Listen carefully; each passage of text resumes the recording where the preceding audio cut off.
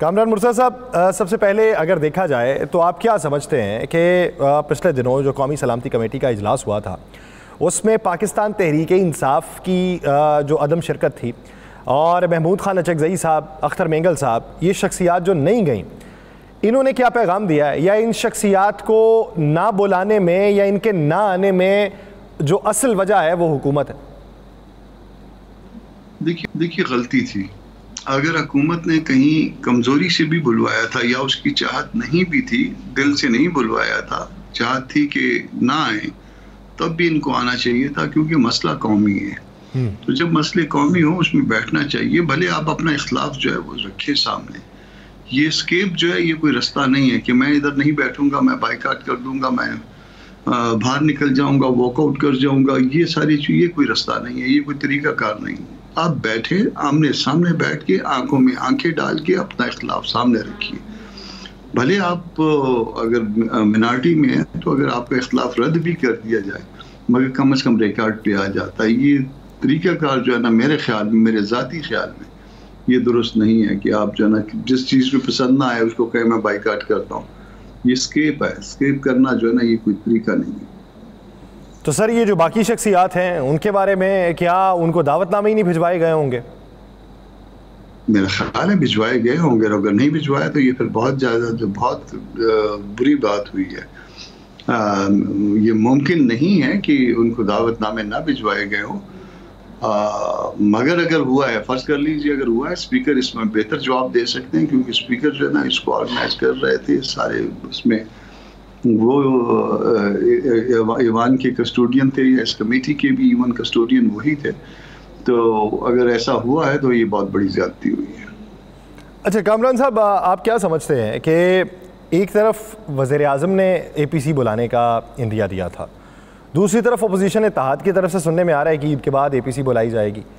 اب میرا کل سے یہی سوال چل رہا ہے، مجھے کوئی مناسب جواب ابھی تک نہیں ملا کہ کس کی اے پی سی فائدہ مند ہوگی.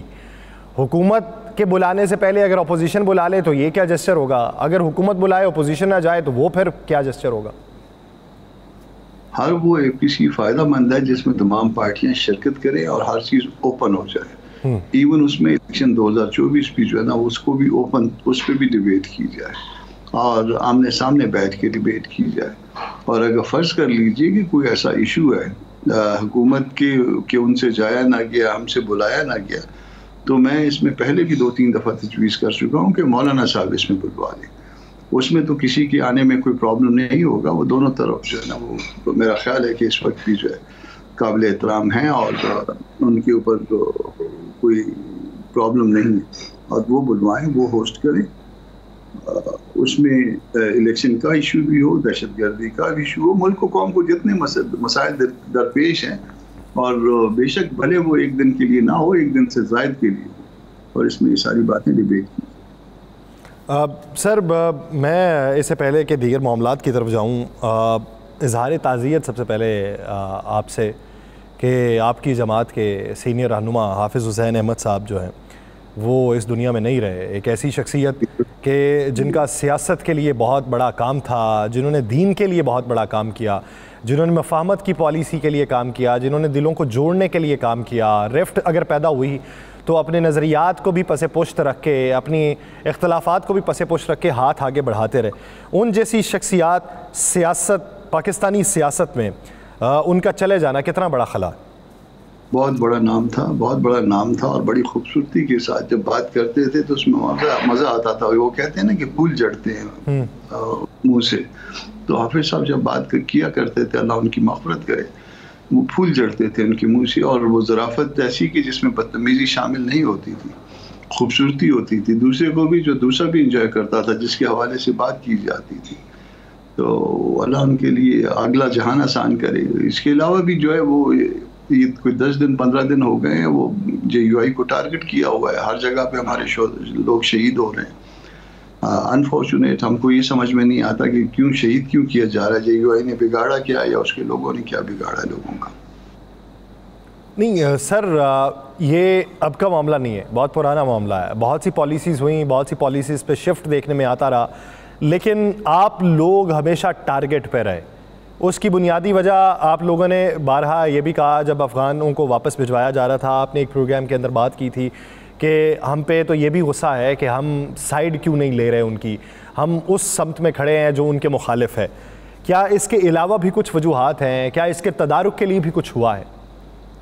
مطلب اگر ہم اگر سائیڈ نہیں لیتے، یا میں نے یہ کہا تھا کہ ہمارے ساتھ بہت سے ہمارے ہم عقیدہ لوگوں کا یہ گلہ ہے کہ آپ جب ڈیموکریسی کی بات کرتے ہیں تو اس سے جو ہے نا جو وہ چاہتے ہیں وہ کمزور ہوتے ہیں، تو اس کے باوجود جو ہے نا ہم ڈیموکریسی کی بات کرتے تھے اور کرتے رہیں گے، کیونکہ یہی نظام اس وقت فی الوقت قابل عمل ہمیں نظر آتا ہے۔ باقی طاقت کے ذریعے حکومت کو کیپچر کرنے کا نظام جو ہے ہمیں قابل عمل نظر نہیں آتا، وہ درست نہیں ہے، مگر وہ اختلافات اس حد تک کبھی بھی نہیں گئے کہ وہ ہمیں قتل کرنے لگ جائیں، وہ ہمیں مارنے لگ جائیں۔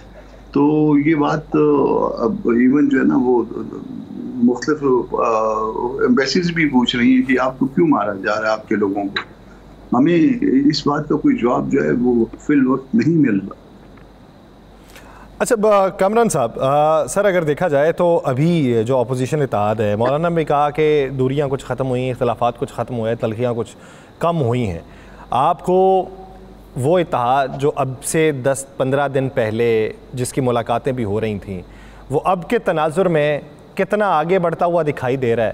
یا وہ تیزی جو عید کے فوری بعد لانے کی باتیں ہو رہی تھیں، کیا آپ کے حالات دیکھتے ہوئے بھی وہ تیزی آ سکتی؟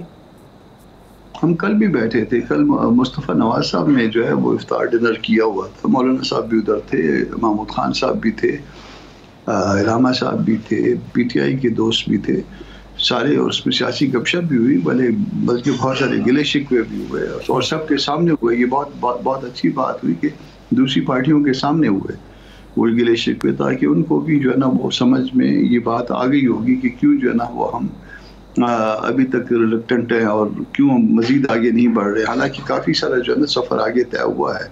تو وہ کافی ساری جو ہے نا وہ گلے شکوے بھی ہوئے آپس میں، اور خوش گپیاں بھی ہوئی ہیں، اچھے انداز میں جو ہے نا وہ پھر رخصت بھی ہوئے۔